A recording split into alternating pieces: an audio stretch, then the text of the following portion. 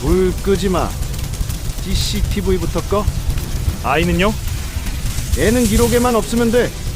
죽었는지 살았는지는 중요하지 않아. 2001년 겨울 한 대기업 물류창고에서 의문의 화재가 발생했습니다. 회장 부부는 사고로 사망했고 7살 외동아들은 흔적도 없이 사라졌습니다. 아이를 안고 불길 속에서 뛰쳐나온 사람은 집안 파출부 선이었습니다. 그리고 25년 후 그 아이가 그 남자 앞에 다시 섰습니다. 회장님, 당신의 세상은 오늘로 끝났습니다. 그날 불길 속에서 살아남은 건 아이가 아니라 증거였습니다. 과연 가진 것 하나 없던 파출부의 손에 자란 아이는 어떻게 천하의 악인 앞에 심판자로 돌아왔을까요? 그 뒤에는 도대체 어떤 충격적인 비밀이 숨겨져 있었을까요? 사연 시작 전 구독과 좋아요 부탁드립니다. 여러분이 계신 곳에 건강과 행복이 가득하길 진심으로 기원합니다. 제1장 불 끄지 마. 애부터 찾지 마. 2001년 12월의 어느 토요일 밤 서울 외곽 신도시 한복판에 자리한 대성물산 물류창고는 평소와 다름없이 조용했습니다. 하지만 그 정적은 곧 지옥의 서막이었습니다. 오후 11시 42분 창고 2층 사무실에서 파출부 선인은 바닥을 닦고 있었습니다. 45살의 그녀는 이 창고에서 야간 청소를 맡은 지 3년째였습니다. 남편을 일찍 여의고 혼자 살림을 꾸려가던 그녀에게 이 일은 생계의 전부였습니다. 선희 씨, 오늘 일찍 들어가도 돼요. 내가 마무리할게. 비서실장 강민수가 사무실 문을 열고 들어왔습니다. 30대 후반의 그는 언제나 단정한 정장 차림에 부드러운 미소를 띠고 있었습니다. 아니에요, 실장님. 제가 다 할게요. 회장님 사무실도 청소해야 하는데. 회장님은 오늘 안 오세요. 부인분이랑 집에서 쉬신대요. 강민수의 목소리는 평소보다 약간 긴장되어 있었습니다. 하지만 선희는 그것을 눈치채지 못했습니다. 그럼 그래도 청소는 해놓아야. 바로 그때였습니다. 쿵. 1층에서 둔탁한 소리가 들려왔습니다. 선희가 고개를 들었습니다. 뭐 떨어진 것 같은데요? 강민수의 얼굴이 순간 굳어졌습니다. 아, 그거 제가 확인할게요. 선희 씨는 여기서 기다려요. 그가 황급히 문을 닫고 나갔습니다. 선희는 이상한 기분이 들었습니다. 평소 침착하던 강 실장의 목소리에 떨림이 섞여 있었던 것입니다. 몇 분 후 복도에서 낮은 목소리들이 들려왔습니다. 선희는 본능적으로 숨을 죽이고 문틈으로 귀를 기울였습니다. 불 지르기 전에 CCTV부터 끄라고 했잖아. 죄송합니다. 지금 서버실 가서. 늦었어. 빨리 움직여. 보험 담당자한테는 연락했어? 네, 월요일 오전에 현장 조사 나온답니다. 좋아. 회장 부부는 거실에 계십니다. 수면제 탄 와인 드셨어요. 아이는 2층 놀이방에서 자고 있습니다. 잠시 침묵이 흘렀습니다. 그리고 강민수의 목소리가 얼음장처럼 차갑게 이어졌습니다. 애는 기록에만 없으면 돼. 죽었는지 살았는지는 중요하지 않아. 선희의 온몸에 전율이 흘렀습니다. 보험금, 수면제, 불, 그리고 아이. 이게 대체 무슨 소리인가? 그때 갑자기 화재 경보기가 요란하게 울리기 시작했습니다. 선희가 창문 쪽을 보자 1층에서 검은 연기가 피어오르고 있었습니다. 불이야. 선희가 비명을 지르며 문을 박차고 나갔습니다. 복도는 이미 연기로 가득 차 있었습니다. 살려주세요. 누구 없어요? 하지만 대답은 없었습니다. 강민수와 그의 부하들은 이미 창고를 빠져나간 뒤였습니다. 선희는 계단을 내려가려 했지만 1층은 이미 화염에 휩싸여 있었습니다. 그녀는 반대편 계단을 향해 달렸습니다. 3층, 회장 가족이 머무는 숙소가 있는 곳이었습니다. 이 창고는 단순한 물류센터가 아니었습니다. 대성물산 김태준 회장은 주말이면 가족과 함께 이곳 3층 숙소에서 지내곤 했습니다. 회사 근처에서 가족과 시간을 보내기 위해 만든 그만의 작은 안식처였습니다. 선희가 3층 복도에 도착했을 때 연기는 이미 목을 조여오고 있었습니다. 회장님, 사모님. 그녀가 거실 문을 열자 충격적인 광경이 펼쳐졌습니다. 소파에 김태준 회장과 그의 부인 윤정아 여사가 의식을 잃은 채 쓰러져 있었습니다. 회장님, 선희가 달려가 김 회장을 흔들었지만 반응이 없었습니다. 그의 곁에는 와인잔이 쓰러져 있었고 카펫에는 붉은 액체가 번져 있었습니다. 이미 너무 늦었습니다. 윤정아 여사의 손이 미약하게 움직였습니다. 선희가 그녀의 손을 잡았습니다. 사모님, 윤 여사의 눈이 가늘게 떠졌습니다. 그녀의 입술이 떨리며 무언가를 말하려 했습니다. 태민이, 네, 태민이요? 지켜줘. 그것이 윤정아 여사의 마지막 말이었습니다. 선희의 눈에서 눈물이 쏟아졌습니다. 아이는? 선희의 머릿속에 강민수의 목소리가 스쳐 지나갔습니다. 2층 놀이방에서 자고 있습니다. 그녀는 아래층으로 뛰어내려갔습니다. 2층 복도는 연기로 자욱했고 불길이 벽을 타고 올라오고 있었습니다. 어디? 놀이방이 어디야? 선희가 문을 하나씩 열어젖혔습니다. 창고, 서고, 회의실, 그리고 마지막 문. 노란색 나무 문에는 태민이의 방이라는 귀여운 팻말이 붙어 있었습니다.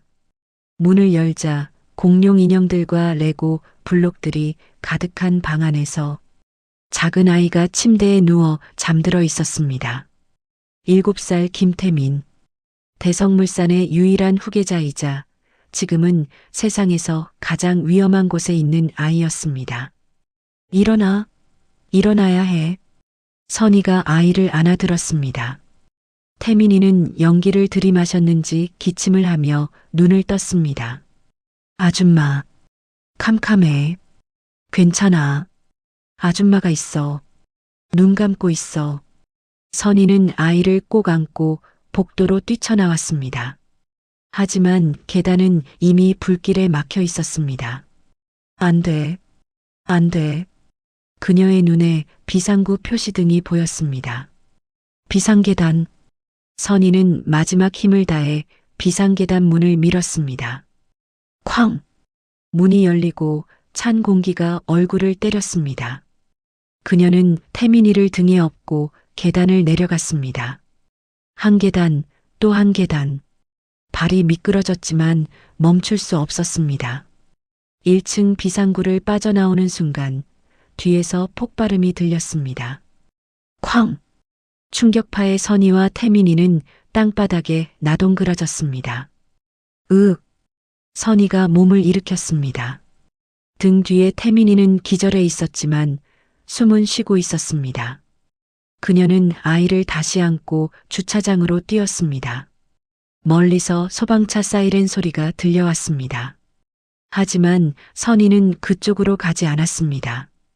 그녀의 머릿속에는 강민수의 차가운 목소리가 맴돌고 있었습니다. 애는 기록에만 없으면 돼. 이 아이를 돌려주면 이 아이는 죽습니다. 선희는 주차장 한 구석에 세워진 자신의 낡은 경차로 달려갔습니다.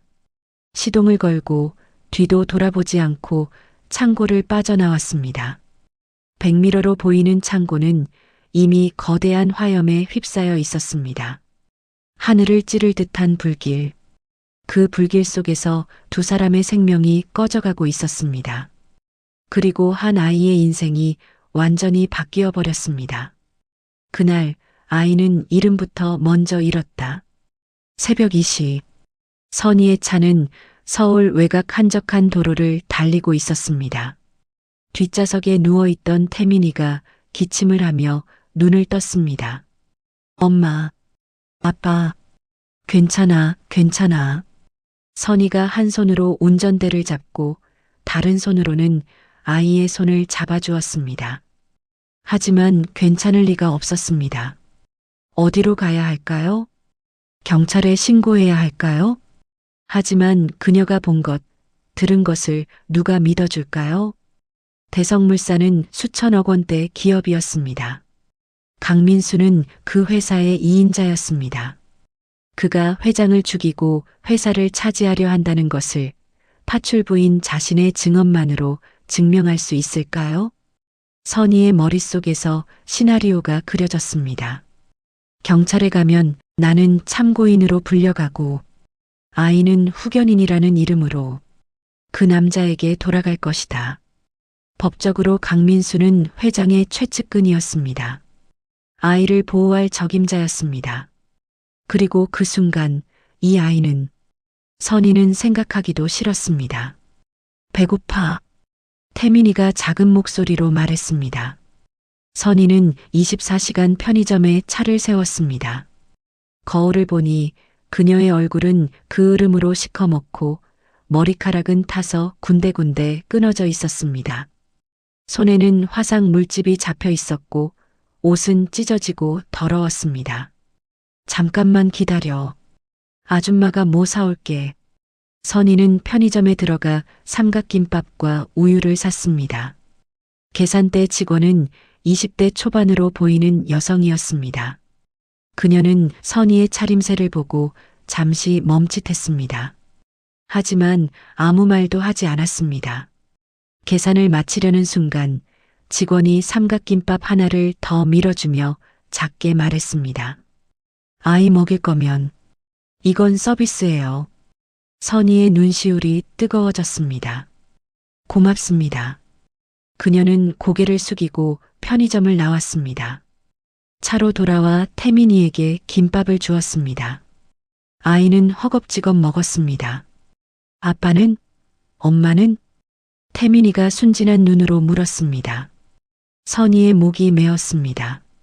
엄마 아빠는 잠깐 볼 일이 있으셔서 거짓말이었습니다. 하지만 어떻게 7살 아이에게 진실을 말할 수 있을까요? 내 부모님은 돌아가셨고 널 죽이려는 사람들이 있다고?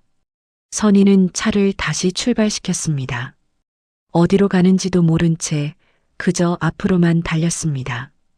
동이 트기 시작했습니다. 라디오에서 뉴스가 흘러나왔습니다. 어젯밤 경기도 화성시 소재 대성물산 물류창고에서 대형 화재가 발생해 2명이 사망했습니다. 사망자는 김태준 대성물산 회장과 부인 윤정아 씨로 확인됐으며 현재 경찰과 소방당국은 화재 원인을 조사 중입니다. 한편 이번 화재로 회장의 7세 아들이 실종돼 수색 작업이 진행되고 있습니다. 선희는 라디오를 껐습니다. 그리고 백미러로 뒷좌석을 보았습니다. 태민이는 다시 잠들어 있었습니다. 실종이라고 했습니다. 아직 시체는 발견하지 못한 것입니다. 그렇다면 선희의 머릿속에서 위험한 생각이 떠올랐습니다.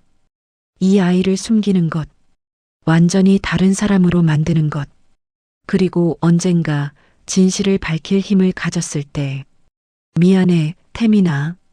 선희는 눈물을 닦으며 중얼거렸습니다. 오전 7시 선희는 서울역 근처 조그만 여인숙에 방을 잡았습니다. 싸구려 여인숙 주인은 그녀의 차림새를 보고도 묻지 않았습니다. 이곳에는 사연 있는 사람들이 많았으니까요. 방문을 잠그고 선희는 태민이를 침대에 눕혔습니다. 그리고 자신의 가방을 뒤졌습니다. 지갑에는 12만 원이 있었습니다. 이게 전부였습니다. 은행 카드는 쓸 수 없었습니다. 추적될 테니까요. 휴대폰도 꺼야 했습니다. 선희는 휴대폰 배터리를 빼고 변기에 버렸습니다. 이제 그녀는 세상과 단절되었습니다. 오직 이 아이와 둘뿐. 화장실 거울을 보며 그녀는 가위로 자신의 머리카락을 잘랐습니다. 타버린 부분을 잘라내니 짧은 단발이 되었습니다. 태민이가 눈을 뜨고 그녀를 보았습니다. 아줌마, 아빠는 언제 와? 태민아. 선희가 아이 옆에 앉았습니다. 그리고 떨리는 목소리로 말했습니다. 엄마 아빠는 하늘나라에 가셨어. 태민이의 눈이 커졌습니다. 하늘나라? 왜? 어제 그 불 때문에. 그럼 언제 돌아와? 안 돌아와. 하늘나라는 돌아올 수 없는 곳이야. 태민이의 눈에서 눈물이 주르륵 흘러내렸습니다. 싫어. 엄마, 아빠. 아이가 울기 시작했습니다. 선희는 그 작은 몸을 꼭 안아주었습니다. 두 사람은 그렇게 한참을 울었습니다. 울음이 잦아들었을 때 선희는 태민이의 두 손을 잡았습니다. 태민아, 잘 들어야 해. 이제부터 너는 태민이가 아니야. 아이의 눈이 혼란스럽게 흔들렸습니다. 나 태민이 아니야? 응. 태민이라는 이름은 잠깐 숨겨야 해. 선희는 아이의 눈을 똑바로 보았습니다. 내 새 이름은 준호야. 이준호. 이준호. 그래. 오늘부터 넌 이준호야. 알겠지? 태민이는 아니, 이제는 준호가 된 아이는 천천히 고개를 끄덕였습니다. 그날 아이는 부모를 잃은 게 아니라 이름부터 먼저 잃었습니다. 오후 3시 여인숙 복도에서 발자국 소리가 들렸습니다. 선희가 귀를 기울였습니다. 2명, 남자들. 이 근처에 화재 생존자가 숨어 있다는 제보가 들어왔습니다. 방 하나씩 확인해. 선희의 심장이 멎는 듯 했습니다. 벌써 찾아왔다고? 그녀는 준호의 입을 막고 옷장 속으로 들어갔습니다. 쿵쿵. 문 두드리는 소리가 들렸습니다. 공무원입니다. 잠깐 확인만 하겠습니다. 선희는 숨을 죽였습니다. 준호가 무서워서 떨고 있었습니다. 아무도 없나 봅니다. 다음 방 가보자. 발자국 소리가 멀어졌습니다. 선희는 한숨을 내쉬었습니다. 하지만 이곳도 더는 안전하지 않았습니다. 그녀는 준호를 데리고 여인숙을 빠져나왔습니다. 뒷골목으로 사람들의 눈을 피해 그렇게 그들은 거리의 떠돌이가 되었습니다. 서울역 바닥 그 아이는 빵을 반으로 나눴다. 2001년 12월 24일 크리스마스 이브. 서울역 대합실은 연말이었지만 차가웠습니다. 외환위기 여파로 일자리를 잃은 사람들이 신문지를 깔고 누워 있었고 선희와 준호도 그들 사이 한 자리를 차지했습니다. 추워.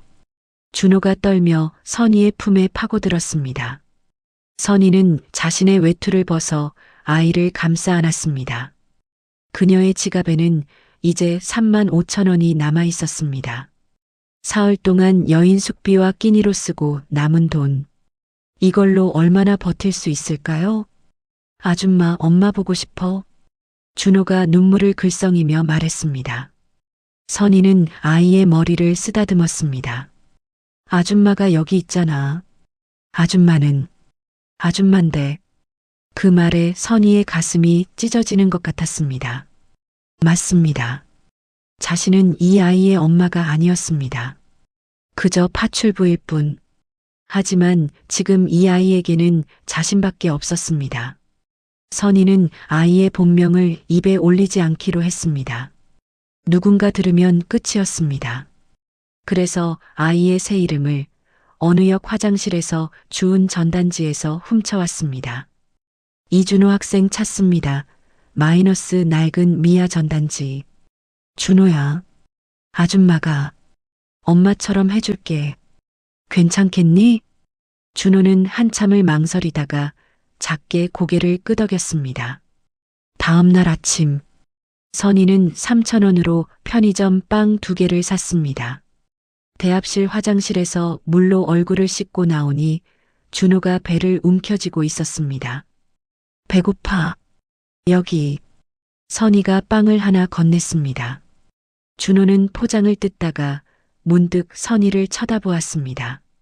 아줌마는? 아줌마는 아까 먹었어. 거짓말이었습니다. 선희는 어제 저녁부터 아무것도 먹지 못했습니다. 준호는 빵을 한 입 베어 물었습니다. 그러다가 멈췄습니다. 그리고는 빵을 반으로 뚝 떼어 선희에게 내밀었습니다. 같이 먹어요. 괜찮아, 넌 먹어.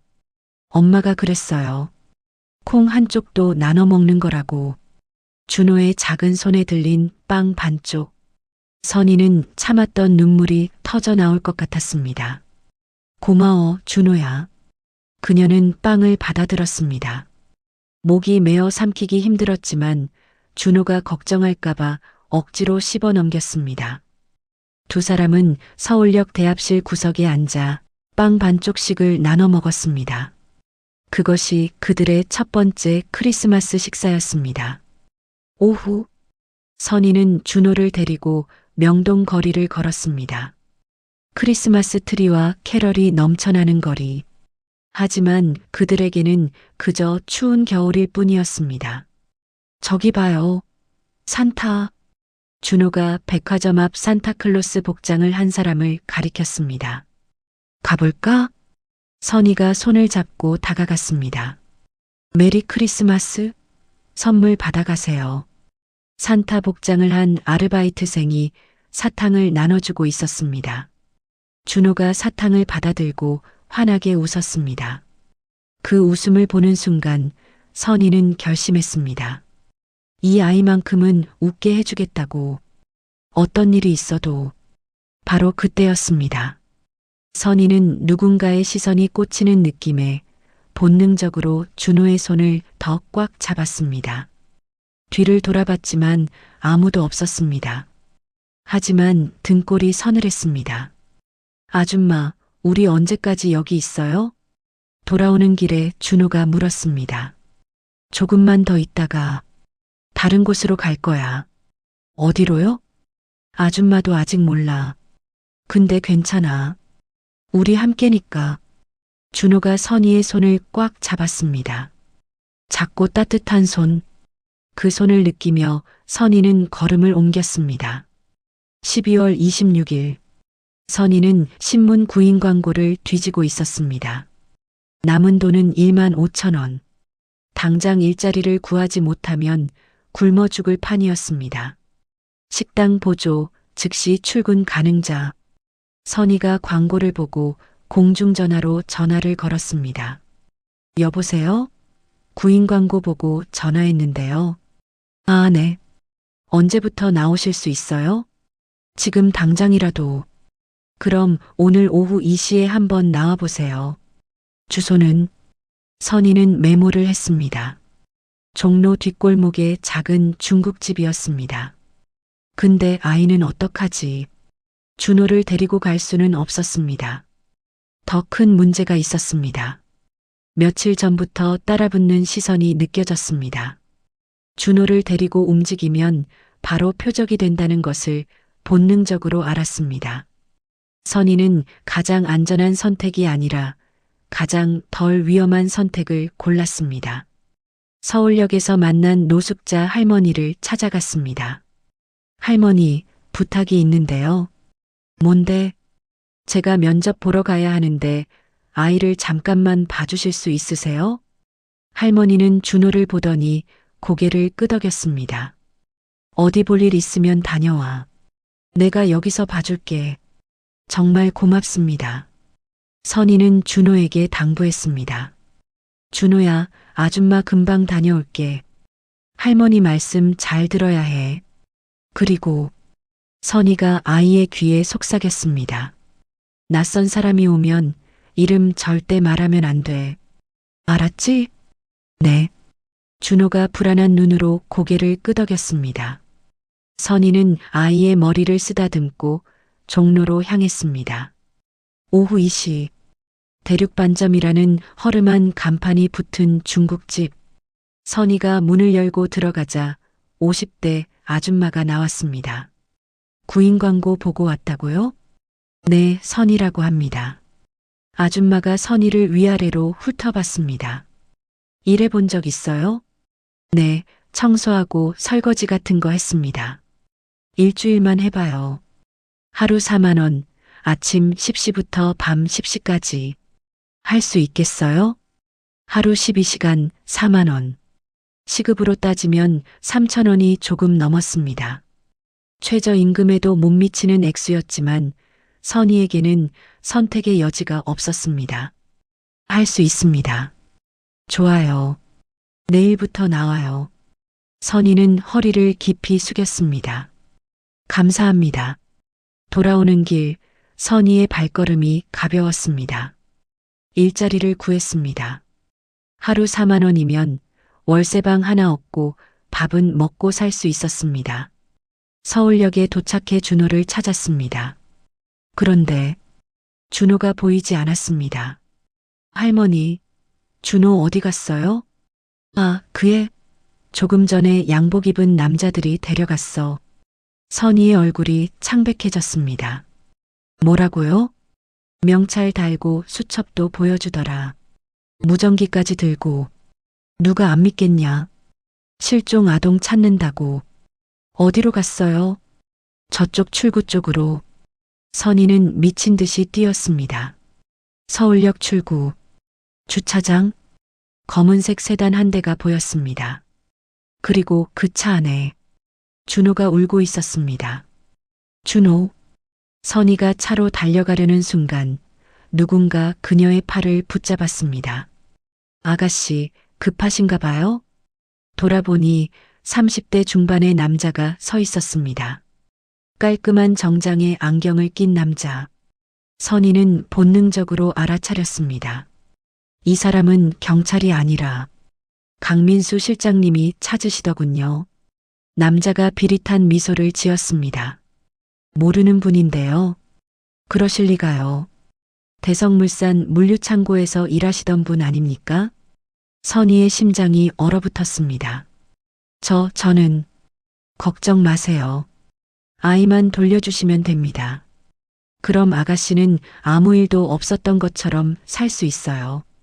남자가 차 쪽을 가리켰습니다. 아이는 원래 있어야 할 곳으로 돌아가고 아가씨는 자유롭게 사시는 거죠. 좋은 거래 아닙니까? 선희는 주먹을 꽉 쥐었습니다. 차 안에서 준호가 유리창을 두드리며 울고 있었습니다. 아줌마, 아줌마. 그 목소리가 칼날처럼 가슴을 찔렀습니다. 선희는 한 발짝 뒤로 물러섰습니다. 그리고 도와주세요. 아동 유괴예요. 선희가 목청껏 소리를 질렀습니다. 주변 사람들이 일제히 돌아봤습니다. 남자의 얼굴이 일그러졌습니다. 이 여자가 지금 저 차 안에 아이가 갇혀 있어요. 경찰 불러주세요. 사람들이 웅성거리기 시작했습니다. 누군가 경찰에 신고하는 모습이 보였습니다.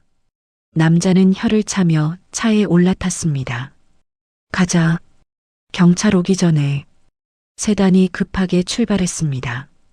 선희는 차를 향해 뛰었지만 이미 늦었습니다. 준호. 차는 서울역 앞 도로로 사라져갔습니다. 선희는 그 자리에 주저앉았습니다. 안 돼. 안 돼. 하지만 3분 후 기적이 일어났습니다. 아줌마. 뒤에서 준호의 목소리가 들렸습니다. 선희가 돌아보니 준호가 혼자 뛰어오고 있었습니다. 준호. 어떻게? 차가 빨간 불에 섰을 때 문 열고 뛰어내렸어요. 준호의 무릎은 까져 피가 났고 손바닥은 시커멓게 까졌습니다. 숨을 제대로 쉬지 못하고 울고 있었습니다. 선희는 말도 못하고 아이를 품에 눌러 안았습니다. 다쳤어. 피가. 괜찮아요. 무서웠어요. 선희는 자신의 낡은 코트로 아이의 손과 무릎을 닦아주었습니다. 괜찮아. 이제 괜찮아. 잘했어. 우리 준호. 정말 잘했어. 선희는 준호를 안고 서울역 뒷골목으로 사라졌습니다. 더 이상 서울은 안전하지 않았습니다. 그들은 떠나야 했습니다. 멀리 아무도 찾을 수 없는 곳으로. 바닷가 시장에 숨어든 두 사람.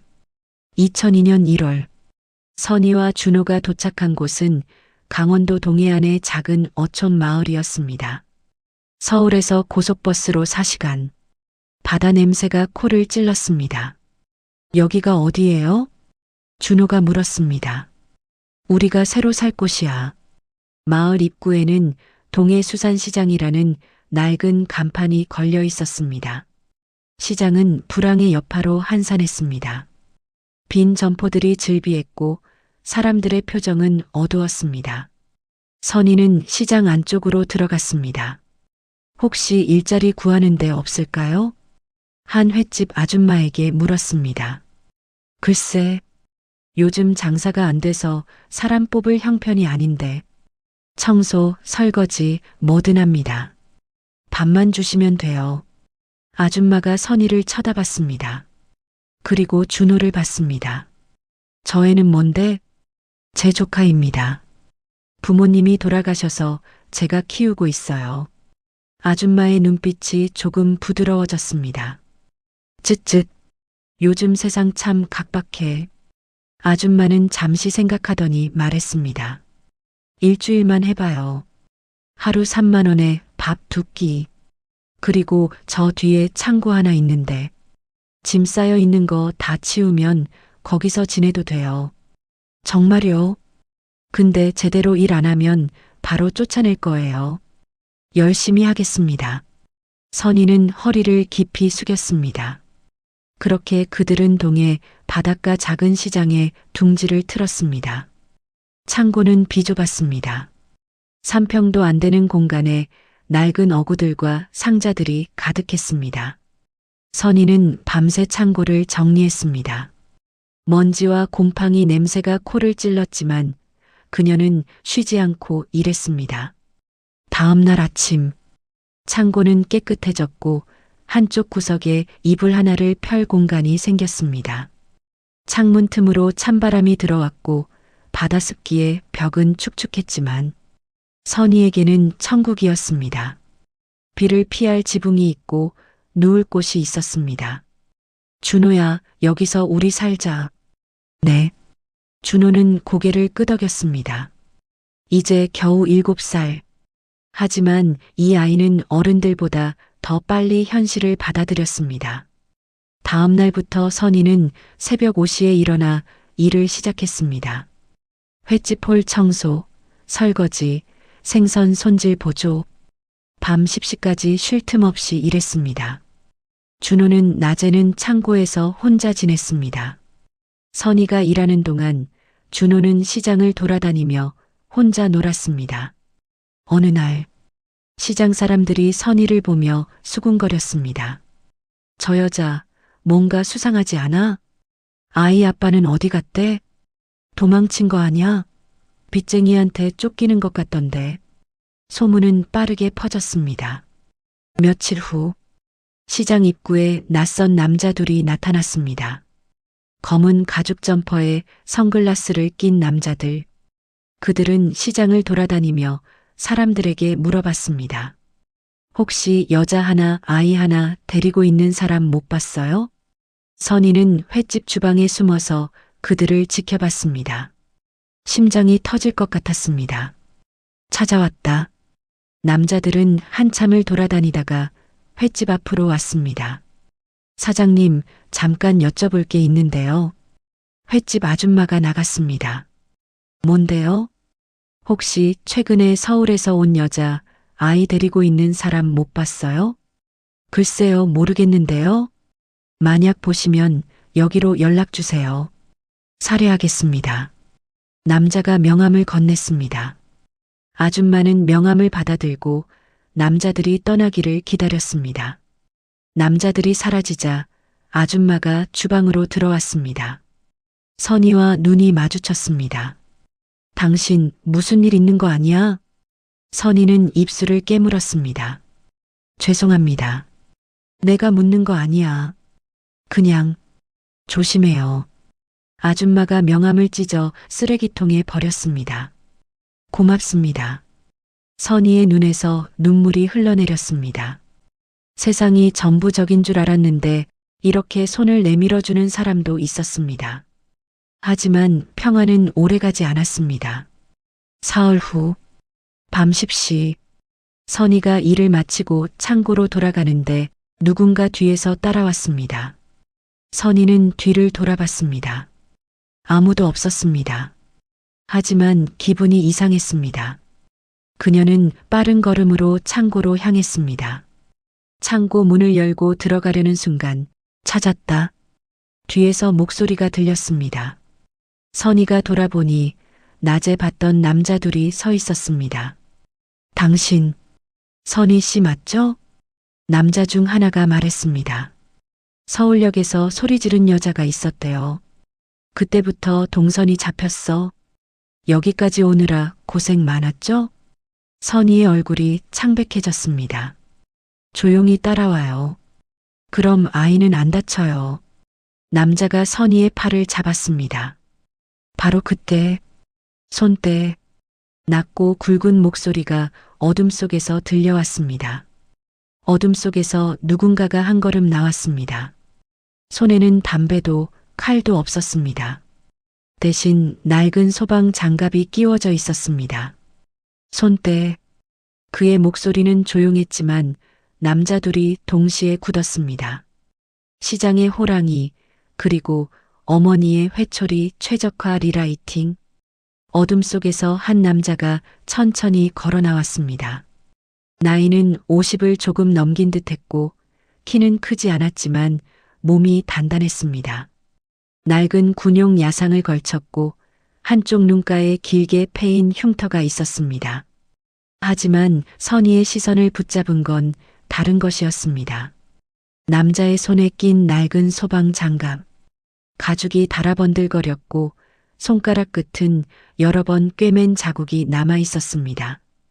현장을 오래 버틴 손, 불 속에서 사람을 끌어냈던 손, 당신 누군데 남의 일에 끼어들어?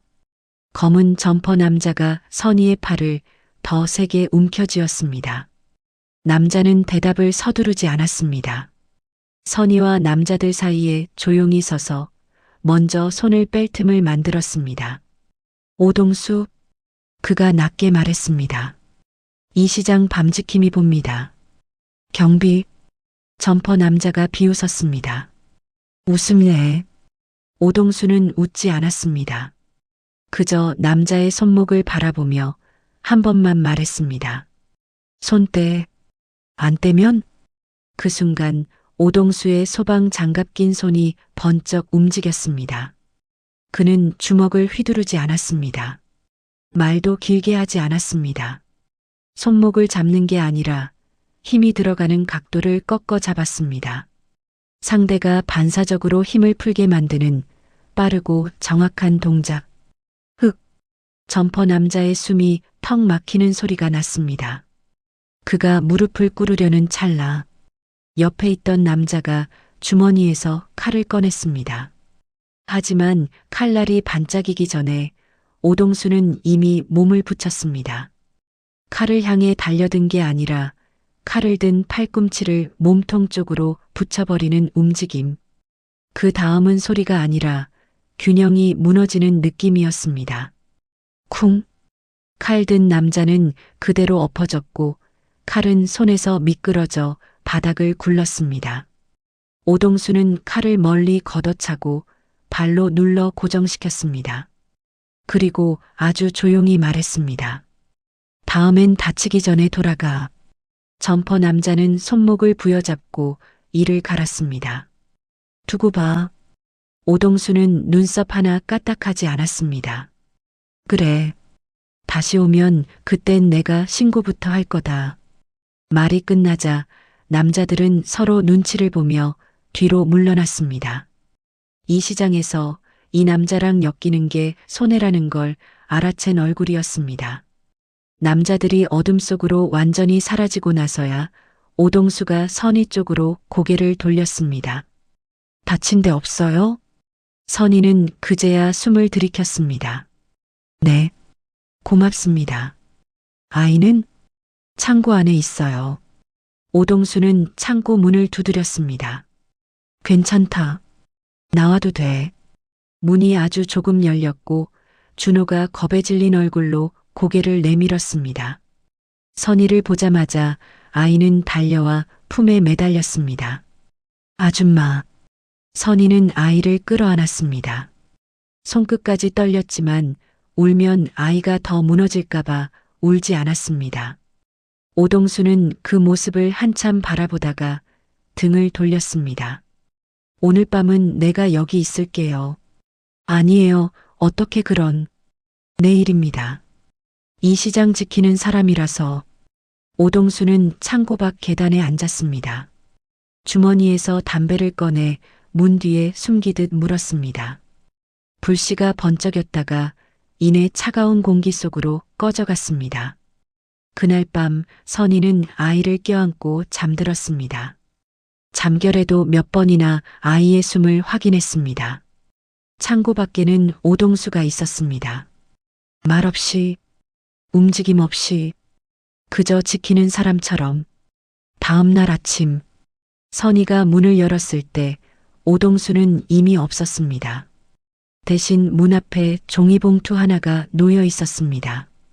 따뜻한 붕어빵 냄새가 새어나왔고 봉투 안에는 동전 몇 개와 짧은 쪽지가 들어 있었습니다. 네, 아침은 먹여. 선희는 봉투를 가슴에 붙들었습니다. 눈물이 나오려는 걸 억지로 삼켰습니다. 준호야, 일어나. 아침 먹자. 그날부터 오동수는 멀찍이서 두 사람을 지켜주는 그림자가 되었습니다. 보이지 않게, 티나지 않게, 하지만 사라지지 않게. 세월은 흘렀습니다. 바다바람은 매년 더 차가워졌고 선희의 손은 해마다 더 거칠어졌습니다. 손등에는 비린내가, 손가락 사이에는 소금기가 박혔습니다. 봄이면 생선 비늘이 상처에 들어갔고 겨울이면 갈라진 살이 피를 뱉었습니다. 하지만 선희는 하루도 쉬지 않았습니다. 아이를 먹이고 입히고 눕히기 위해서. 준호는 그 등을 보며 자랐습니다. 어느 여름날 횟집 주방에서 선희는 갑자기 눈앞이 하얘졌습니다. 바닥이 기울어졌고 그 다음은 몸이 떨어지는 느낌이었습니다. 언니. 횟집 사장이 선희를 붙잡았습니다. 괜찮아요. 그냥 좀 어지러워서. 그게 괜찮은 얼굴이야? 병원 가요. 지금. 선희는 고개를 저었지만 사장은 이미 선희의 팔을 붙들고 밖으로 끌어냈습니다. 진료실. 의사는 선희의 손목을 잡고 맥을 재다가 차트를 내려놓았습니다. 과로입니다. 영양도 부족해요. 의사는 선희를 똑바로 바라봤습니다. 몸무게가 너무 적어요. 이대로 가면 쓰러지는 게 아니라 큰일 납니다. 선희는 입술을 깨물었습니다. 쉬면 안 돼요. 일 안 하면. 의사가 한숨을 내쉬었습니다. 아줌마 목숨이 먼저예요. 선희는 고개를 돌렸습니다. 목숨보다 먼저인 게 자기에게 하나 있었습니다. 아이. 그날 저녁 선희가 창고로 돌아오자 준호가 뛰어나왔습니다. 엄마, 어디 갔다 왔어요? 선희는 순간 멈칫했습니다. 엄마. 그 단어가 아직도 낯설었지만 그 단어가 없으면 둘은 무너질 것 같았습니다. 그냥 잠깐. 엄마 아픈 거죠? 준호의 눈은 어른 같았습니다. 아이인데 너무 빨리 어른이 된 눈. 선희는 웃어 보였습니다. 괜찮아. 너만 잘 먹으면 돼. 하지만 준호는 알고 있었습니다. 엄마의 웃음 뒤에 숨을 삼키는 소리가 있다는 걸. 시간은 더 흘렀습니다. 준호가 중학생이 되었을 무렵 학교에서 아이들은 준호를 놀렸습니다. 야, 생선 냄새 난다. 너네 집 가난하다며? 준호는 참았습니다. 주먹을 쥐고 이를 악물고 참았습니다. 그런데 분노는 사라지지 않았습니다. 안으로 쌓이기만 했습니다. 그리고 어느 날 준호는 결심했습니다. 학교를 그만두자. 내가 벌자. 엄마가 더 망가지기 전에. 동네 작은 현장. 준호는 숨을 고르고 말했습니다.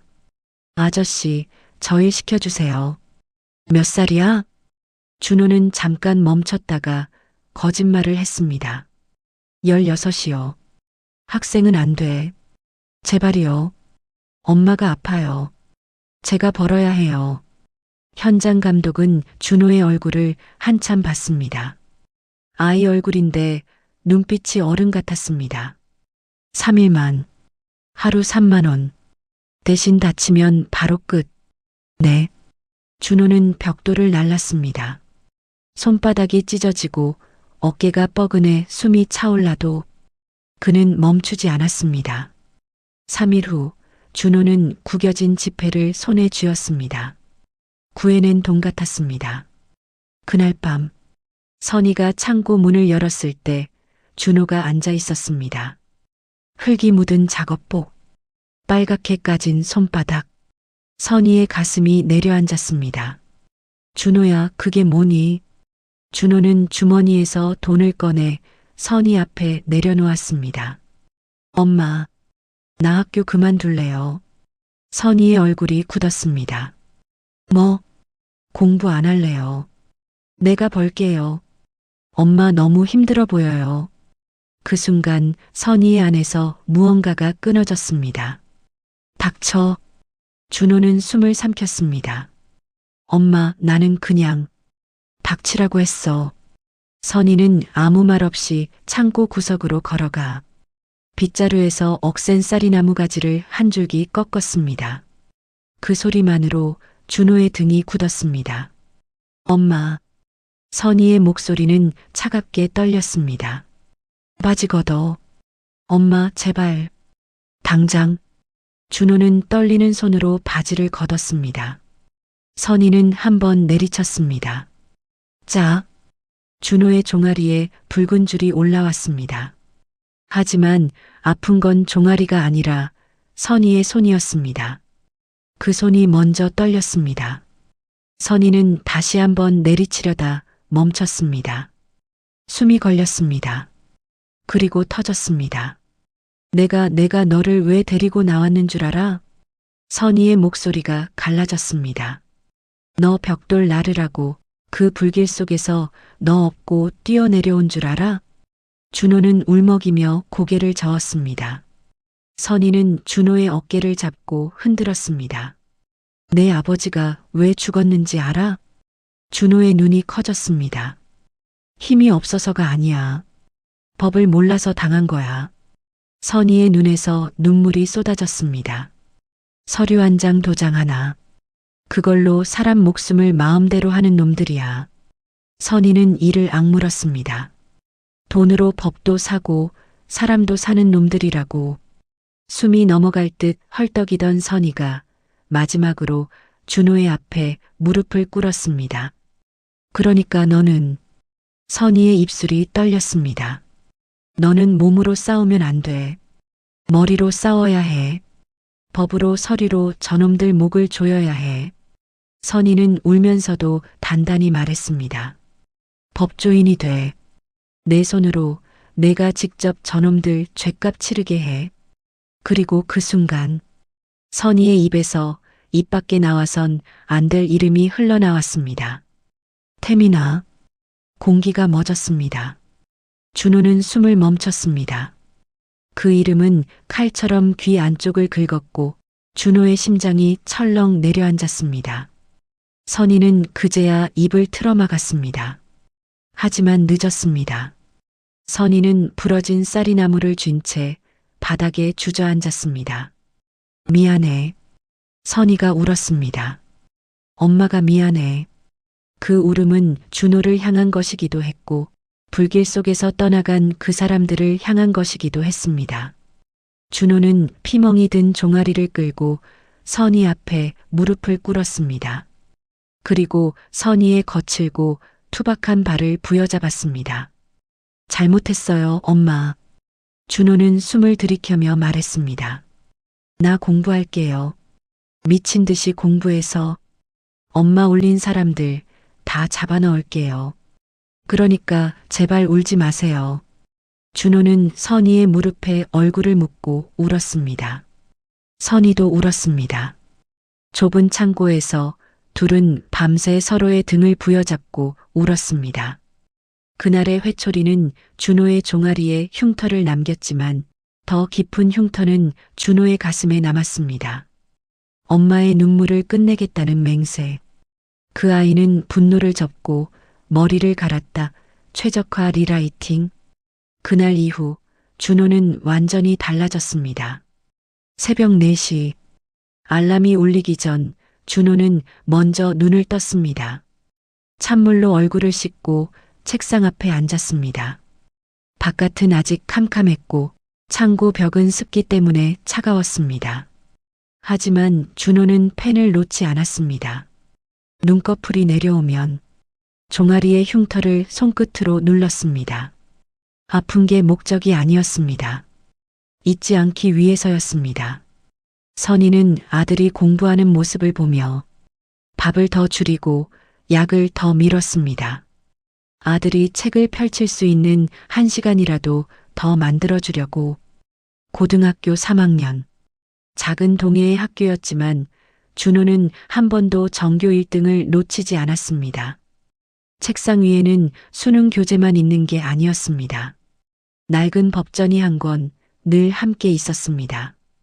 형법, 민법, 헌법. 준호는 판례를 읽고 조문을 외웠습니다. 이게 무기다. 주먹으로는 못 이긴다. 서리로, 법으로 숨통을 조인다. 어느 날 방과 후 담임이 조심스럽게 준호를 불렀습니다. 준호야, 너 서울대 갈 수 있겠다. 네. 근데 집 형편이. 준호는 고개를 숙였습니다. 어렵습니다. 담임은 오래 생각하다가 말했습니다. 장학금 알아보자. 내가 포기할 애가 아니야. 준호는 짧게 고개를 숙였습니다. 감사합니다. 담임이 한참을 망설이다가 물었습니다. 근데 너 왜 그렇게 악착같이 하니? 뭔가 원한이 있는 사람처럼.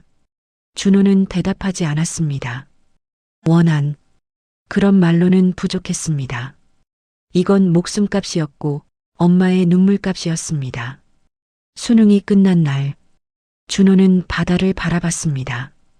파도 소리는 늘 같았지만 준호의 안쪽은 매일 달라졌습니다. 이제 간다. 이제 돌아간다. 준호는 속으로 말했습니다.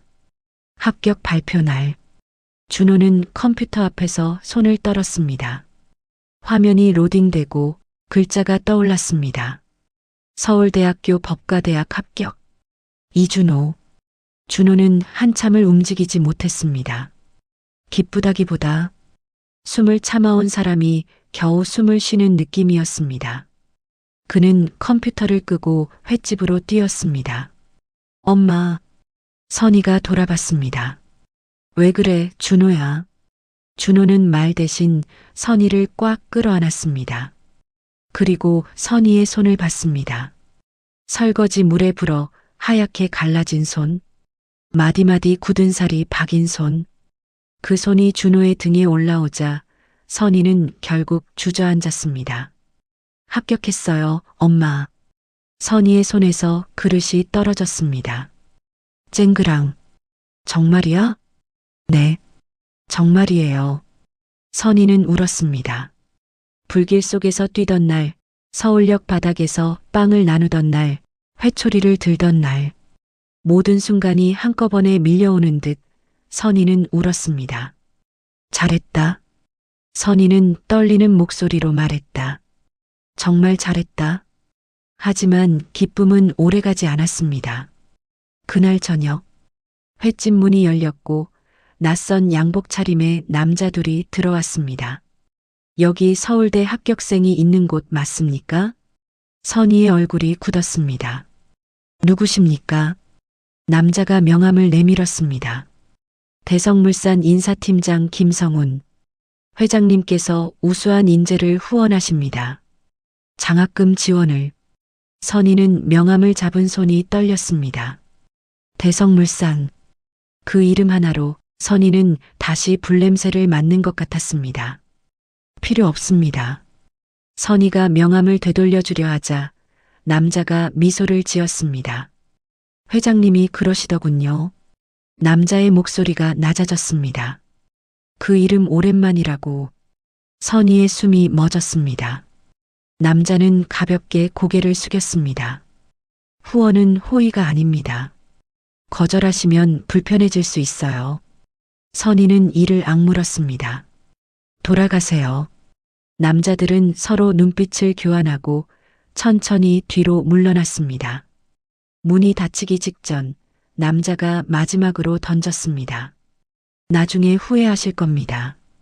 문이 닫히자 선희는 그대로 주저앉았습니다. 태민아. 선희가 떨리는 목소리로 말했습니다. 조심해야 해. 저놈들이 너를 노리고 있어. 준호는 조용히 고개를 끄덕였습니다. 알아요, 엄마. 준호의 눈빛이 차갑게 굳었습니다. 그래서 더 빨리 움직여야 해요. 놈이 완전히 잡기 전에. 준호는 짐가방을 꺼냈습니다. 선희가 놀라 잡았습니다.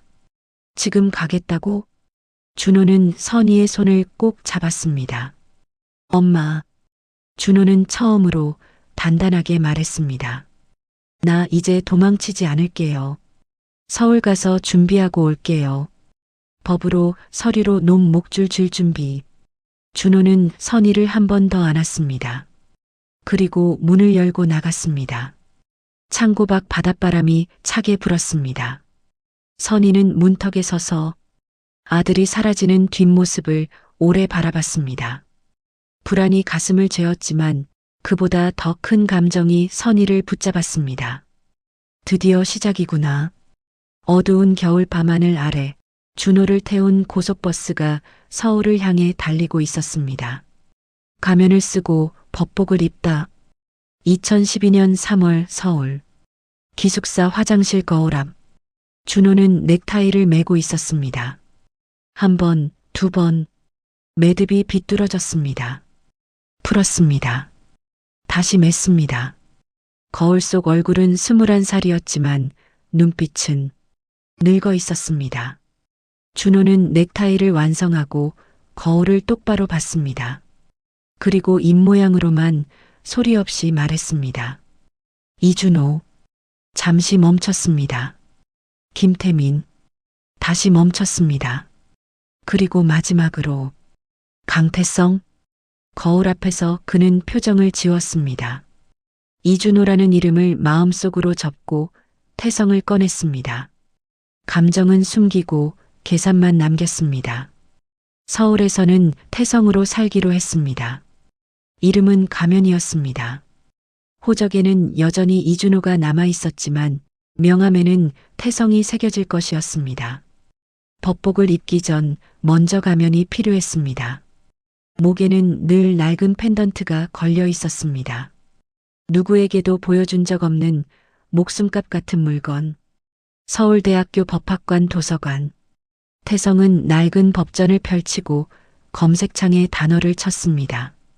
대성물산. 화면에 수십 개의 기사가 떴습니다. 강민수 대표이사, 업계 혁신상 수상. 태성의 손가락이 멈췄습니다. 스크롤을 내리다가 오래된 기사 하나를 발견했습니다. 대성물산 화재 사건, 항소심도 집행유예 확정. 2003년 12월 기사. 기사 내용. 안전관리 소홀 혐의로 기소된 당시 비서실장 어씨 강민수에게 징역 1년 6개월, 집행유예 3년을 선고했다. 재판부는 기업 경영 과실로 인정하되 고의성이 없고 피고인이 사고 이후 유족 보상에 적극 협조한 점을 참작했다. 태성은 화면을 멍하니 바라봤습니다. 집행유예. 한 번도 감옥에 간 적이 없다는 뜻이었습니다. 종이 한 장이 사람을 죽이고도 또 한 장이 사람을 살렸습니다. 태성은 프린트 버튼을 눌렀습니다. 인쇄된 기사를 접어 법전 사이에 끼웠습니다. 노트에 적었습니다. 2001년 12월 화재, 2003년 12월 집행유예, 2012년 3월 시작, 어느 형법 수업 시간. 교수가 판례를 설명했습니다.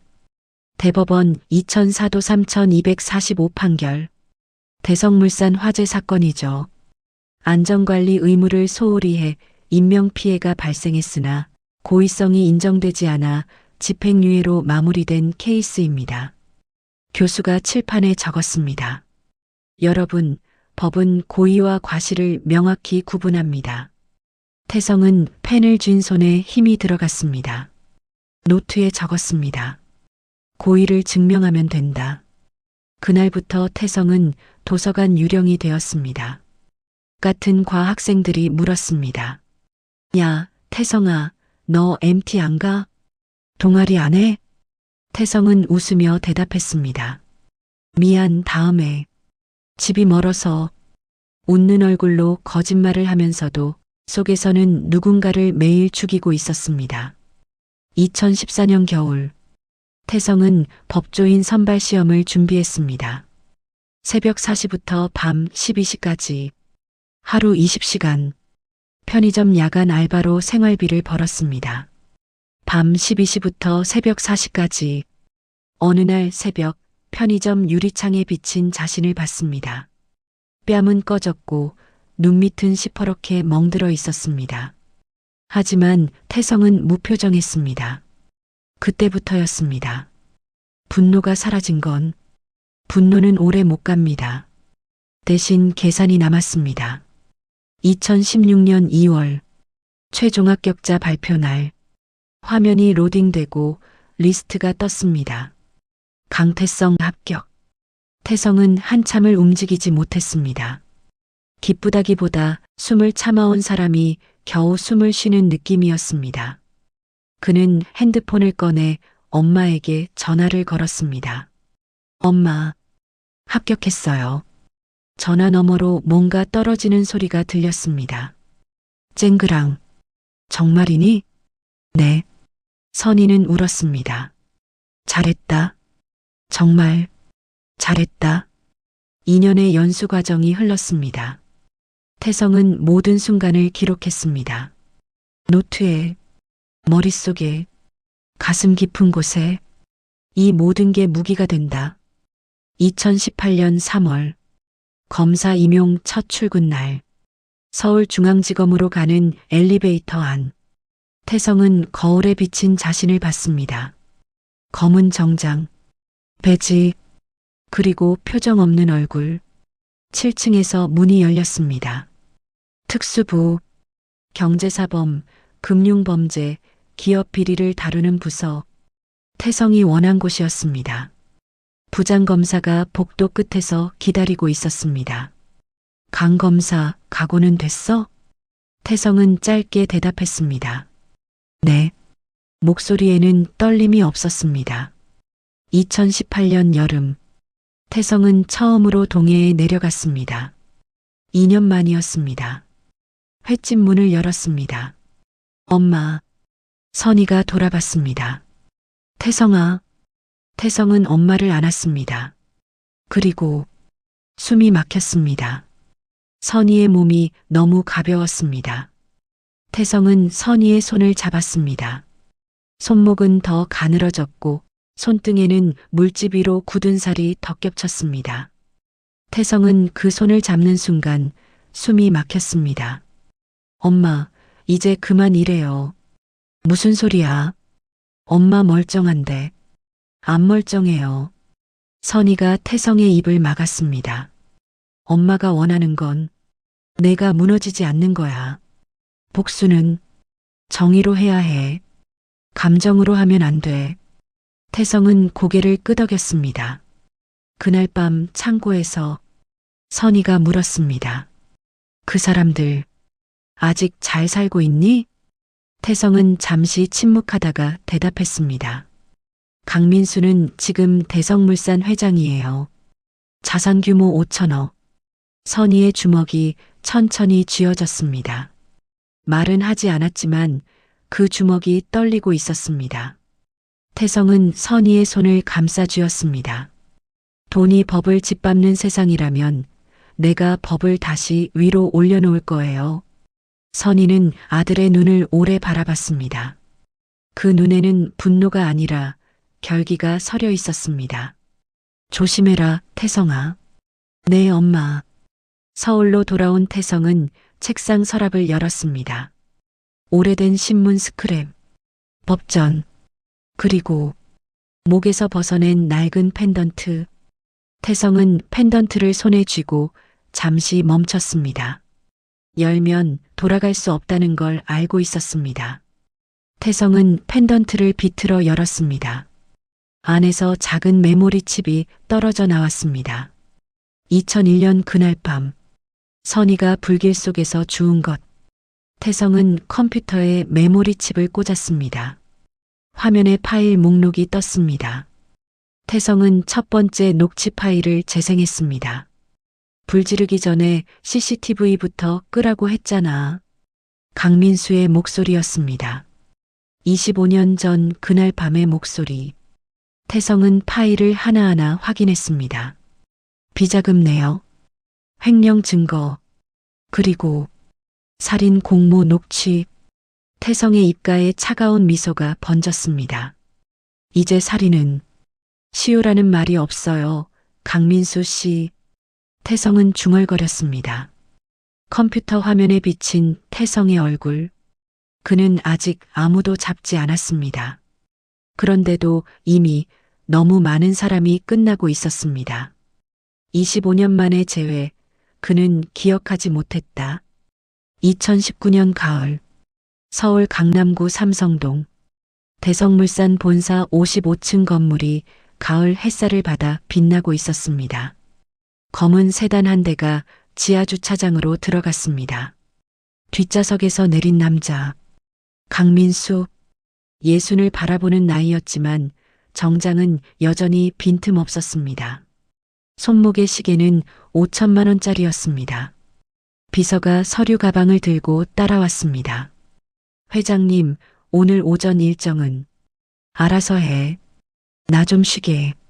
강민수는 전용 엘리베이터에 올라탔습니다. 55층 회장실. 통유리 너머로 서울 전체가 내려다 보였습니다. 강민수는 의자에 앉아 커피를 홀짝였습니다. 25년. 그는 이 자리까지 올라왔습니다. 2001년 그날 밤 이후 모든 것이 계획대로 흘러갔습니다.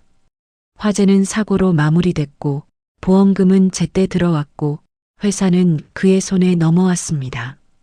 그 아이, 서류에도 기억에도 남길 필요 없는 존재였습니다. 강민수는 창밖을 바라보며 미소 지었습니다.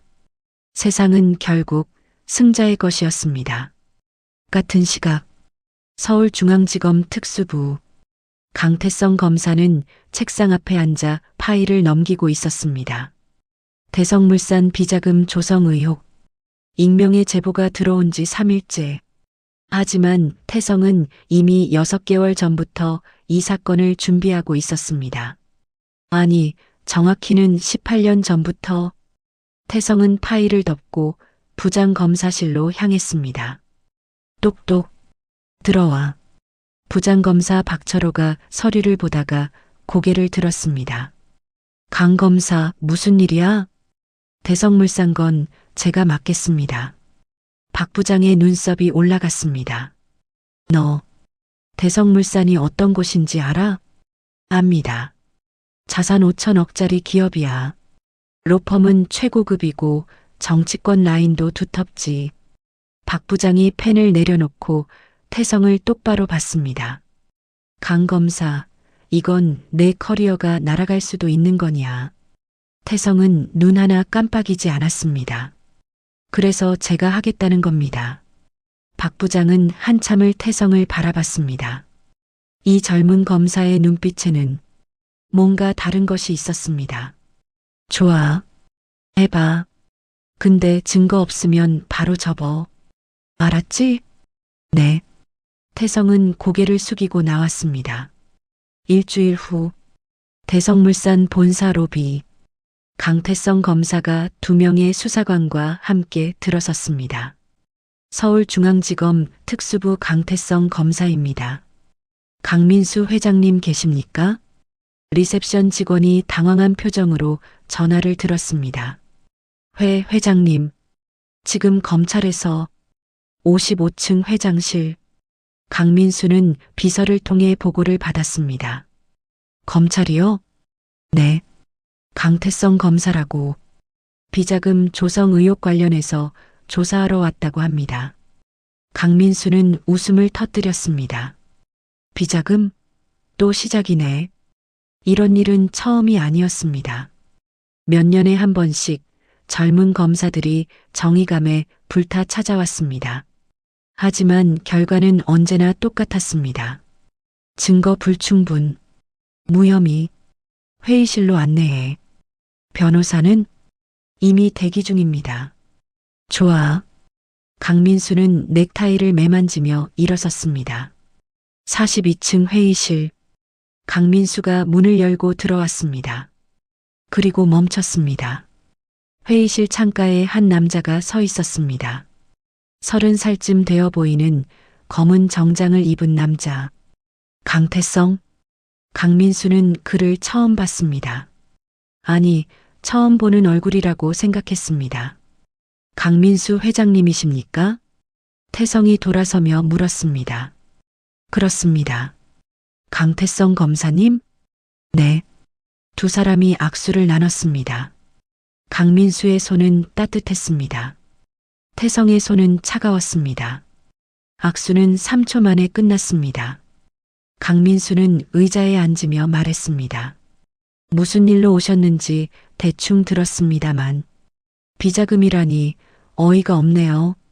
태성은 서류 가방에서 파일을 꺼냈습니다.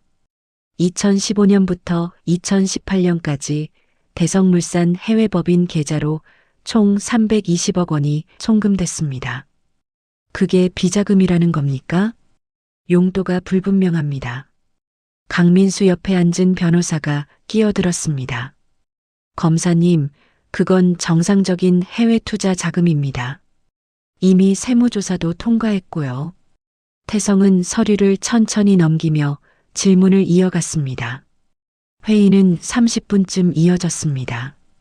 강민수는 점점 여유로워졌습니다. 역시 증거가 없구나. 변호사가 마무리 멘트를 준비하려는 순간 태성이 파일을 덮으며 물었습니다. 회장님 혹시 2001년 12월을 기억하십니까? 회의실이 조용해졌습니다. 강민수의 표정이 미세하게 굳었습니다. 무슨 말씀이신지? 대성물산 물류창고 화재 사건 말입니다. 강민수는 잠시 침묵하다가 한숨을 쉬었습니다. 그 사건이 이번 조사와 무슨 상관입니까? 상관이 있을 수도 있습니다. 검사님, 강민수가 몸을 앞으로 기울였습니다. 그 사건은 18년 전에 끝났습니다. 법원도 검찰도 경찰도 모두 사고로 결론 냈어요. 저도 압니다. 태성이 차분하게 말했습니다. 집행유예 1년 6개월. 단 하루도 구치소에 안 계셨죠. 강민수의 눈빛이 날카로워졌습니다. 그게 무슨... 그냥 궁금해서 여쭤본 겁니다. 태성은 파일을 덮었습니다. 오늘은 이만 가겠습니다. 다음에 또 뵙겠습니다. 태성이 일어서자 강민수도 일어섰습니다. 잠깐만요, 검사님. 네. 혹시 우리 전에 만난 적 있습니까? 태성은 고개를 저었습니다. 없습니다. 이상하네요. 자꾸 어디서 본 것 같은 느낌이. 태성은 무표정하게 대답했습니다. 착각이실 겁니다.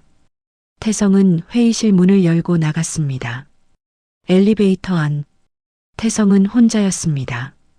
그는 거울에 비친 자신을 봤습니다. 심장이 미친 듯이 뛰고 있었지만 얼굴은 평온했습니다. 25년 만에 그 남자를 다시 봤습니다. 악수까지 했습니다. 그 남자의 손은 여전히 따뜻했습니다. 피 한 방울 묻지 않은 깨끗한 손. 태성은 자신의 손을 봤습니다. 아직도 차갑게 떨리고 있었습니다. 엘리베이터가 1층에 도착했습니다. 문이 열리기 직전 태성은 작게 중얼거렸습니다. 회장님, 목소리는 차가웠습니다. 당신은 저를 기억 못하겠지만 저는 단 하루도 당신을 잊은 적이 없습니다. 그날 밤, 태성은 사무실로 돌아와 책상 앞에 앉았습니다. 메모리칩에서 복사한 파일들을 다시 열었습니다. 그리고 새 파일 하나를 만들었습니다. 대성물산 내사 보고서 마이너스 2019.10 15. 태성은 키보드를 두드리기 시작했습니다. 첫 문장은 이랬습니다. 피의자 강민수 59는 2001년 12월 21일 고의로 화재를 발생시켜 2명을 살해하고 1명을 실종 처리했다. 태성의 손가락이 멈추지 않았습니다. 18년간 준비한 문장들이 쏟아져 나왔습니다. 창밖은 어두웠지만 태성의 사무실 불빛만은 꺼지지 않았습니다. 다음 날 아침, 강민수는 비서에게 물었습니다. 어제 온 그 검사 뭐라고 했지? 강태성입니다. 나이는 30살쯤으로 보입니다. 강민수는 창밖을 바라보며 중얼거렸습니다. 강태성? 이름이 묘하게 귀에 걸렸습니다. 하지만 강민수는 곧 고개를 저었습니다. 내가 왜 젊은 검사 따위를 신경 쓰나? 강민수는 커피를 한 모금 마셨습니다. 그리고 잊어버렸습니다. 하지만 태성은 잊지 않았습니다. 그는 매일 아침 종아리의 흉터를 만졌습니다. 엄마의 회초리 자국, 그리고 매일 밤 메모리칩을 확인했습니다. 25년 전 그날 밤의 목소리. 애는 기록에만 없으면 돼. 태성은 파일을 닫고 새 수사 계획서를 펼쳤습니다. 강민수는 그날을 잊었습니다. 태성은 그날로만 살아왔습니다. 사냥은 이미 시작됐습니다. 다만 아직 총성은 울리지 않았을 뿐이었습니다. 증거는 25년을 기다렸다. 2019년 11월 서울중앙지검 특수부 회의실. 태성은 화이트보드 앞에 서 있었습니다. 보드에는 2001년부터 2019년까지의 타임라인이 그려져 있었습니다. 수사팀이 숨을 죽인 채 태성을 바라봤습니다. 강민수의 비자금 조성은 표면입니다. 태성이 말했습니다. 진짜 혐의는 2001년 12월 21일 살인입니다. 회의실이 조용해졌습니다. 박철호 부장검사가 미간을 찌푸렸습니다. 강 검사, 그건 18년 전에 종결된 사건이야. 종결됐지만 끝나지 않았습니다. 태성은 노트북을 열었습니다. 화면에 파일 목록이 떴습니다. 2001년 12월 21일 밤 11시 42분부터 자정까지 총 50개의 녹취 파일이 있습니다. 그게 뭔데? 강민수와 공범들의 대화입니다. 태성이 첫 번째 파일을 재생했습니다. 불 지르기 전에 CCTV부터 끄라고 했잖아. 강민수의 목소리였습니다. 회의실이 얼어붙었습니다. 이건 어디서 구한 거야? 태성은 잠시 침묵했습니다. 익명의 제보입니다. 거짓말이었습니다. 하지만 진실을 말할 수는 없었습니다. 박 부장이 몸을 앞으로 기울였습니다. 강 검사, 이게 진짜라면 검증했습니다. 음성 분석 결과 강민수 본인이 맞습니다. 증거 능력은 확보 과정에 문제가 없다면 법정에서 인정될 수 있습니다. 박 부장은 한참을 생각하다가 말했습니다. 좋아. 하지만 조심해. 상대는 만만한 사람이 아니야. 압니다. 일주일 후 태성은 2001년 당시 대성물산 직원들을 찾기 시작했습니다. 18년이 지났지만 몇 명은 아직 연락이 닿았습니다. 첫 번째 증인, 당시 경비원이었던 이재훈. 태성은 그를 조용한 카페에서 만났습니다. 검사님, 저는 아무것도 몰라요. 50대 중반의 이재훈은 떨고 있었습니다.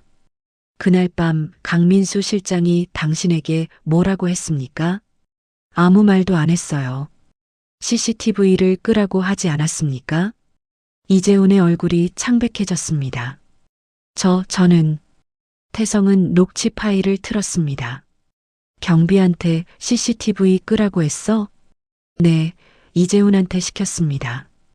이재훈이 고개를 떨구었습니다. 저는 몰랐어요. 불이 날 줄은. 증언해 주십시오. 안 돼요. 제 가족이 협박을 받았어요. 18년 전에도 지금도. 태성은 이재훈의 손을 잡았습니다. 제가 지켜드리겠습니다. 정말요? 네. 약속합니다. 이재훈은 한참을 망설이다가 천천히 고개를 끄덕였습니다. 증언하겠습니다. 같은 시각 대성물산 본사 강민수는 비서에게 보고를 받고 있었습니다. 회장님, 검찰이 18년 전 직원들을 접촉하고 있습니다. 뭐? 강민수의 얼굴이 굳었습니다. 이재훈, 김성호, 박영미. 당시 물류창고 근무자들입니다. 그 새끼가. 강민수는 주먹을 쥐었습니다. 당장 변호사 불러. 그리고 강민수가 전화기를 들었습니다. 여보세요, 의원님. 저 강민수입니다. 2019년 12월 태성은 총 7명의 증인을 확보했습니다. 그리고 결정적 증거 하나를 더 찾았습니다. 2001년 당시 보험금 청구 서류. 서류에는 화재 발생 전날 작성된 날짜가 찍혀 있었습니다. 사고가 나기도 전에 보험금 서류가 준비되어 있었던 것입니다. 태성은 박 부장에게 보고했습니다. 체포영장 청구하겠습니다. 박 부장은 서류를 검토하다가 고개를 들었습니다. 강 검사. 네. 너. 이 사건에 개인적인 감정이 있는 거 아니야? 태성의 심장이 철렁했습니다. 무슨 말씀이십니까? 너무 집착하는 것 같아서. 박 부장이 펜을 내려놓았습니다. 강 검사, 이거 잘못되면 내 옷부터 벗겨질 수도 있어. 태성은 침착하게 대답했습니다. 정의를 집착이라고 부르신다면 맞습니다. 박 부장은 한참을 태성을 바라보다가 한숨을 쉬었습니다.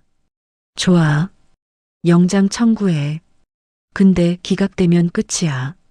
알지? 네. 12월 15일 법원. 태성은 영장 심사를 위해 판사 앞에 섰습니다. 피의자 강민수는 2001년 12월 21일 고의로 화재를 발생시켜 김태준, 윤정아 2명을 살해했습니다. 판사가 서류를 넘기며 물었습니다. 증거는? 녹취록 50건, 증인 7명, 그리고 사전 작성된 보험금 청구 서류입니다. 18년 전 사건인데 왜 지금? 살인죄는 공소시효가 폐지됐습니다. 판사는 한참을 서류를 검토했습니다. 그리고 서류를 덮었습니다. 회의실 공기가 가라앉았습니다. 태성의 심장이 뛰었습니다. 판사가 입을 열었습니다. 영장을 발부합니다. 태성은 고개를 숙였습니다. 감사합니다. 그날 밤 태성는 동해로 전화를 걸었습니다. 엄마. 태성아, 무슨 일이야? 선희의 목소리가 들렸습니다. 내일 끝납니다. 뭐가? 엄마가 18년 동안 기다린 일. 전화 너머로 선희의 숨소리가 들렸습니다. 태성아. 엄마, 서울 올라오세요. 내일. 알았다. 전화를 끊고 태성은 창밖을 바라봤습니다. 서울의 야경이 반짝이고 있었습니다. 태성은 가방에서 낡은 펜던트를 꺼냈습니다. 25년 동안 목에 걸고 다닌 것. 내일이면 끝납니다. 태성은 작게 중얼거렸습니다. 12월 16일 새벽 6시 서울중앙지검 주차장. 검은 승합차 3대가 출발했습니다. 목적지 대성물산 본사. 태성은 첫 번째 차에 탔습니다. 손에는 체포영장이 들려 있었습니다. 차 안은 조용했습니다. 하지만 태성의 심장은 미친 듯이 뛰고 있었습니다. 25년 9125일. 그 시간이 지금 끝나려 하고 있었습니다. 오전 7시 대성물산 본사 55층. 강민수는 평소처럼 출근했습니다. 커피를 마시며 신문을 펼쳤습니다. 바로 그때 회장실 문이 열렸습니다. 강민수가 고개를 들었습니다. 강태성 검사가 서 있었습니다. 그 뒤로 수사관 6명. 강민수 씨. 태성이 차가운 목소리로 말했습니다. 살인 및 보험 사기 혐의로 체포합니다. 강민수의 손에서 커피잔이 떨어졌습니다. 쨍그랑. 바닥에 커피가 번졌습니다. 마치 25년 전 그날 밤 와인잔이 쏟아졌던 것처럼 태성은 수갑을 꺼냈습니다. 묵비권을 행사할 수 있습니다. 변호인을 선임할 권리가. 잠깐. 강민수가 떨리는 목소리로 말했습니다. 당신, 왜 이렇게 날 보는 거요? 태성은 대답하지 않았습니다. 그저 강민수의 손목에 수갑을 채웠습니다. 찰칵. 그 소리가 25년의 침묵을 깼습니다. 엘리베이터 안. 강민수는 수갑을 찬 손을 바라봤습니다. 그리고 옆에 선 태성을 봤습니다. 나는 당신을 아는 것 같은데. 태성은 여전히 대답하지 않았습니다. 엘리베이터가 1층에 도착했습니다. 문이 열리자 수십 명의 기자들이 카메라를 들이댔습니다. 플래시가 터졌습니다. 강민수 회장, 혐의 인정하십니까? 18년 전 사건과 관련이 있습니까? 강민수는 고개를 숙였습니다. 태성은 그를 차에 태우고 검찰청으로 향했습니다. 차창 밖으로 대성물산 건물이 멀어졌습니다. 강민수가 25년 동안 쌓아 올린 제국. 그것이 지금 무너지기 시작했습니다. 하지만 이때 태성은 몰랐습니다. 강민수의 전화 한 통이 아직 남아있다는 걸. 체포는 끝이 아니었습니다. 진짜 전쟁은 법정에서 시작될 예정이었습니다. 법은 느렸지만 끝내 도망치지 않았다. 2019년 12월 17일 서울구치소 접견실. 강민수는 변호인단 앞에 앉아 있었습니다. 회장님, 걱정 마십시오. 대한민국 최고 로펌 대표 변호사가 말했습니다. 녹취 파일 절반은 증거 능력 배제 가능합니다. 증인들도 18년 전 기억이라 신빙성이 떨어지고요. 강민수가 고개를 들었습니다. 정말 이길 수 있나? 이기는 게 아닙니다. 집행유예입니다. 변호사가 미소 지었습니다. 18년 전처럼요. 같은 시각 서울중앙지검. 태성은 박 부장에게 불려갔습니다. 강 검사, 언론 봤어? 박 부장이 신문을 밀어주었습니다. 검찰 무리한 수사, 18년 전 사건 억지 재수사, 검사의 개인 감정 의혹. 태성의 표정이 굳었습니다. 이게 대성물산 측에서 여론전을 시작했어. 국회의원 3명이 검찰에 압박 넣고 있고. 박 부장이 한숨을 쉬었습니다. 강 검사, 이거 쉽지 않을 거야. 12월 20일 첫 공판. 강민수 측 변호인이 일어섰습니다. 재판장님, 검찰이 제출한 녹취 파일 중 REC1부터 REC15까지는 출처가 불분명합니다. 증거 확보 경위를 밝혀주십시오. 태성이 자리에서 일어났습니다. 익명 제보자의 신변 보호를 위해. 그럼 증거 능력이 없습니다. 재판장이 고개를 끄덕였습니다. 검사 측 확보 경위를 명확히 입증하지 못하면 해당 증거는 배제될 수 있습니다. 태성의 주먹이 떨렸습니다. 그날 밤 태성은 사무실에 혼자 남았습니다. 녹취 파일 절반이 날아갈 위기였습니다. 증인 중 한 명은 이미 증언을 번복했습니다. 기억이 나지 않는다고. 태성은 고개를 감싸쥐었습니다. 바로 그때 핸드폰이 울렸습니다. 동해 횟집 사장. 여보세요? 검사님. 선희 언니가. 태성의 얼굴이 창백해졌습니다. 무슨 일이세요? 교통사고예요. 지금 병원에. 태성은 전화를 끊고 뛰쳐나갔습니다. 다음 날 새벽, 동해 병원. 선희는 침대에 누워 있었습니다. 다행히 크게 다치지는 않았습니다. 하지만 선희의 표정은 어두웠습니다. 엄마 괜찮아요? 태성아. 선희가 아들의 손을 잡았습니다. 그만해.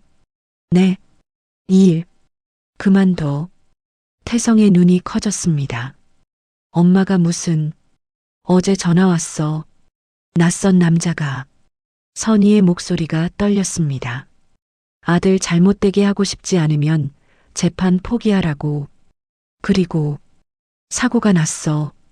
태성의 주먹이 떨렸습니다. 엄마. 태성아, 넌 이미 충분히 했어. 검사도 됐고 저놈 체포도 했잖아. 선희가 울먹였습니다. 이제 그만해. 엄마는. 내가 다치는 게 제일 무서워. 태성은 한참을 침묵했습니다. 그리고 조용히 말했습니다. 엄마, 내가 원하는 건 복수가 아니에요. 태성의 눈빛이 단단해졌습니다. 이게 법이라는 걸 저놈에게 증명하는 거예요. 아버지가 못 가졌던 것. 절차, 공정함. 태성은 선희의 손을 꼭 잡았습니다. 엄마, 조금만 더 믿어주세요. 선희는 한참을 아들을 바라보다가 천천히 고개를 끄덕였습니다. 12월 23일. 두 번째 공판.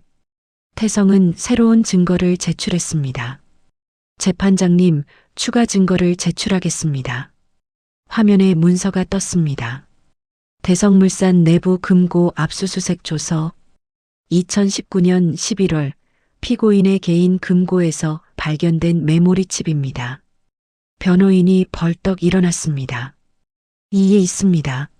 그건 적법한 영장에 의한 압수수색입니다. 태성이 서류를 넘겼습니다. 피고인 본인이 서명했습니다. 강민수의 얼굴이 하얗게 질렸습니다. 태성은 녹취 파일을 재생했습니다. 불은 사고처럼 나야 돼. 애는 기록에만 없으면 돼. 죽었는지 살았는지는 중요하지 않아.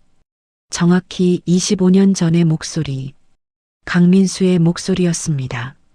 법정이 얼어붙었습니다. 태성은 마지막 서류를 꺼냈습니다. 그리고 이것은 보험금 청구서입니다. 작성일 2001년 12월 20일. 화재 발생 하루 전입니다. 태성의 목소리가 법정을 가득 채웠습니다. 사람이 죽기도 전에 보험금부터 준비한 겁니다. 강민수는 고개를 떨구었습니다. 변호인단은 더 이상 할 말이 없었습니다. 12월 30일. 선고 공판. 방청석은 꽉 차 있었습니다. 재판장이 일어섰습니다. 피고인 강민수. 강민수가 떨리는 다리로 일어섰습니다. 피고인은 2001년 12월 21일 고의로 화재를 발생시켜 김태준, 윤정아를 살해하였으며. 재판장이 잠시 멈췄습니다. 피고인의 범행은 우발이 아니라 치밀하게 준비된 계획 범죄로 판단됩니다. 아동 김태민을 실종 처리하려 한 점이 명백합니다. 강민수의 무릎이 꺾였습니다. 이에 본 재판부는 정적, 무기징역을 선고합니다. 쾅! 판사봉이 내려쳤습니다. 법정이 터졌습니다. 울음소리, 탄식, 안도의 한숨. 강민수는 그대로 주저앉았습니다. 아니야. 아니야. 태성은 그 모습을 보지 않았습니다.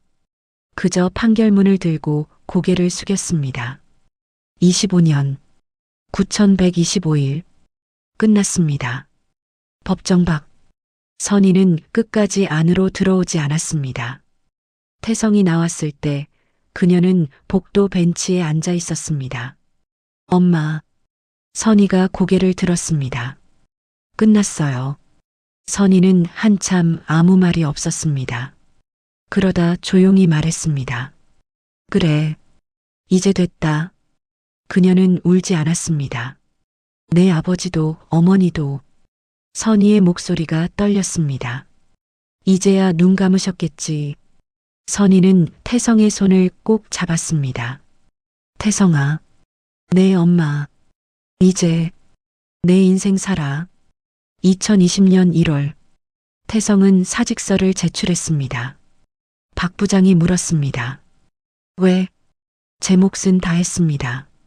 그래. 박 부장은 더 묻지 않았습니다. 며칠 후 태성은 동해로 내려갔습니다. 바다가 보이는 작은 창고, 엄마가 25년 동안 살았던 곳. 태성은 짐을 풀고 창문을 열었습니다. 바닷바람이 들어왔습니다. 그는 목에서 펜던트를 풀었습니다. 25년 동안 그를 버티게 했던 무게. 태성은 그것을 서랍 깊숙이 넣었습니다. 그리고 창밖을 봤습니다. 겨울 햇살이 조용히 내려앉고 있었습니다. 태성은 작게 중얼거렸습니다. 아버지, 어머니, 목소리가 떨렸습니다. 이제 끝났습니다. 그리고 처음으로 아무 생각 없이 숨을 쉬었습니다. 2025년 겨울, 강민수는 교도소 독방에 있었습니다. 5년이 지났지만 그는 아직도 그날을 기억했습니다. 당신, 대체 누구요? 그가 물었던 질문. 그리고 끝내 듣지 못한 대답. 강민수는 창밖을 바라봤습니다. 철창 너머로 하늘이 보였습니다. 좁고 차갑고 닿을 수 없는 하늘. 같은 날, 동해 바닷가. 태성은 엄마와 함께 걷고 있었습니다. 선희의 머리는 하얗게 셨지만 걸음은 편안했습니다. 태성아, 저기 봐. 갈매기. 네, 엄마. 두 사람은 말없이 파도 소리를 들었습니다. 그리고 태성은 생각했습니다. 법은 느렸습니다. 25년이나 걸렸습니다. 하지만 세상은 늦게라도 꼭 갚아야 할 빚을 기억하고 있었습니다.